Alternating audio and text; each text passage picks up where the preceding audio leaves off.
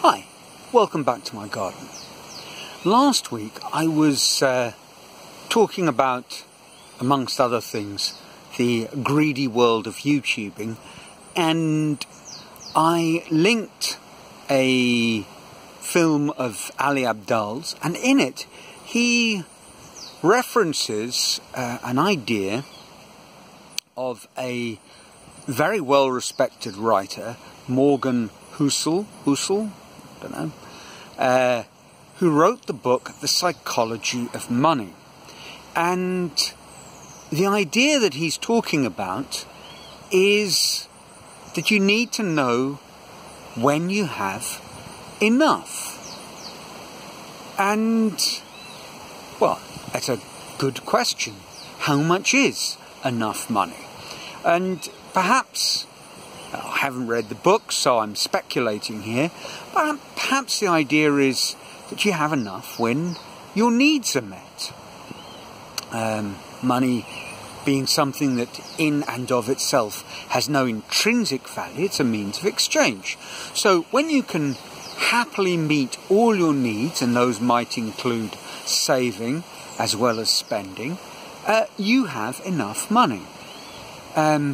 Meeting needs got me, perhaps inevitably, thinking about our good friend Abraham Maslow, the positive psychologist, and his pyramid or hierarchy of needs. And conveniently last week, I found myself looking on via some sort of random Google search at another interpretation of Maslow's pyramid.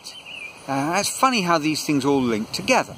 Now, I've now mentioned his name a couple of times, but perhaps you're sitting there in the comfort of your armchair and extraordinarily you don't know anything about or have never heard of Abraham Maslow and his pyramid.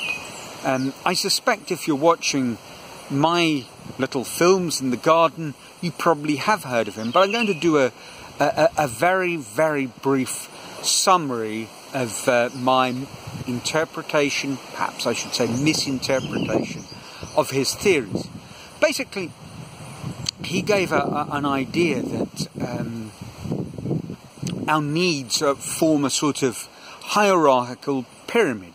At the base are physiological needs, and at the top are a much more deeper, more, dare one say it, spiritual needs. So let's go through them. The very basic physiological need that we all have is to sustain ourselves physically. You know, food, water, and from there we move on to slightly higher order physical needs, being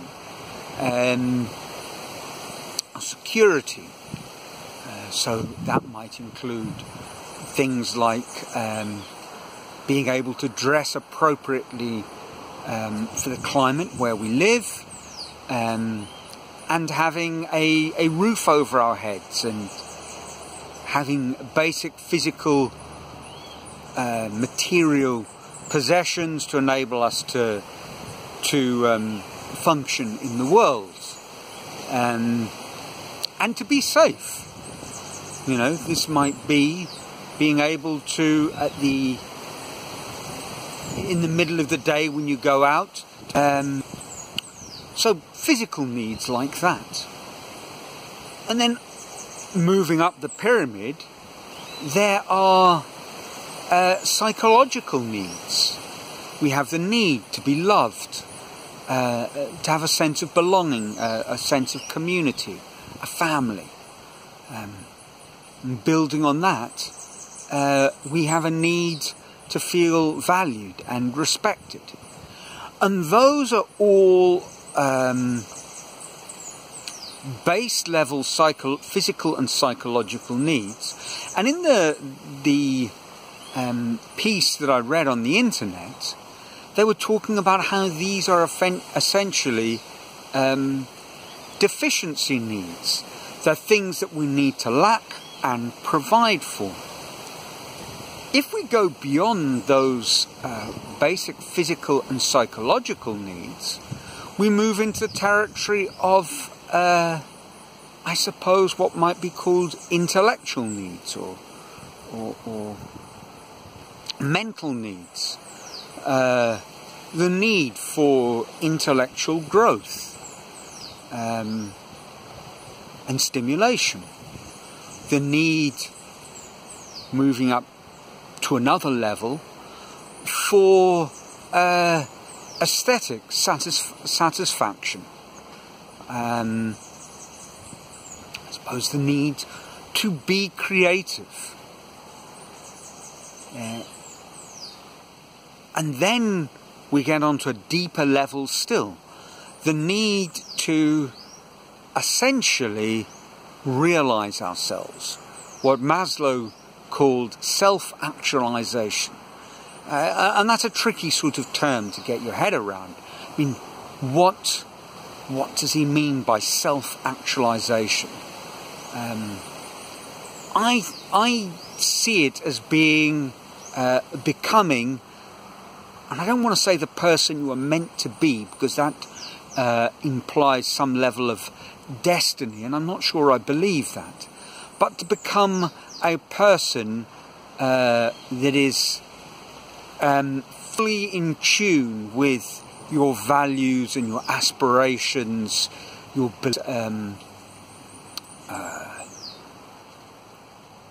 dreams.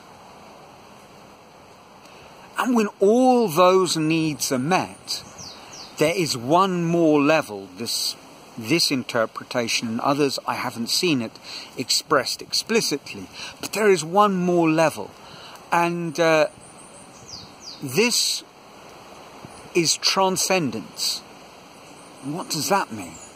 I guess it's going beyond meeting your needs to fulfill your desires, to satisfy your ego, to go beyond that. I suppose in a very simple way of looking at that would be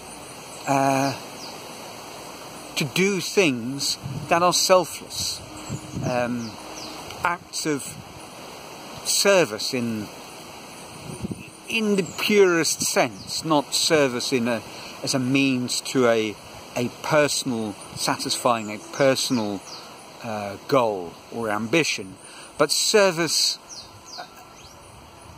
as an act of connecting with and giving towards that broader community that you find yourself part of. Now, what's all that got to do with the problem of modern social media, of YouTubers, of what may sometimes seem to be naked greed? And it struck me that this happens when we're in conflict with another of Maslow's, what, as I understand it, Maslow's principles. And that is that when you've satisfied these lower order needs, you need to start satisfying the higher order ones. And it's no good satisfying the higher order ones if lower needs haven't been met. So it's all very well being an artist, but you need to put bread and water on your table. And if you've met those lower sort of needs, you need to move on to higher order aspirations. Let's put this in terms of a very concrete example of eating, going to a restaurant. Now that's not about satisfying your basic need to sustain the body through food, to refuel. It's meeting higher order needs, perhaps going to a restaurant with your family, what it's really all about is socializing. Or perhaps for someone who has a deep interest and love of, and recently I've been talking about it because I was part of this festival nearby, of gastronomy. Well, going to a restaurant is appreciating the creativity of someone else. It's being part of a whole creative world, and that may be part of your identity, of who you really are. The problem with all of this is when you mix up, you conflate one thing with another. I think this is what is happening with a lot of people. They are satisfying the need for deeper things, for intellectual growth, for creativity, for expressing yourself and creating a more meaningful personal identity, for providing service to others. And we have these needs that need to be met, but we satisfy them by basically making more money. And we convince ourselves that kind of those kind of actions are being done in order to satisfy these higher order needs. Are they? And that's the really big question. I think very often they are being done to satisfy a need, but the need is one of deficiency. You have a feeling of fear that you don't have enough, that a feeling of insecurity, so that drives wanting more. You have a deficiency, a feeling of lack in how you feel about yourself, in your own personal sense of self-esteem, or how you feel a lack of love towards yourself, a feeling that you are unloved by those around you, and you try and satisfy that by making more money, by generating more likes, by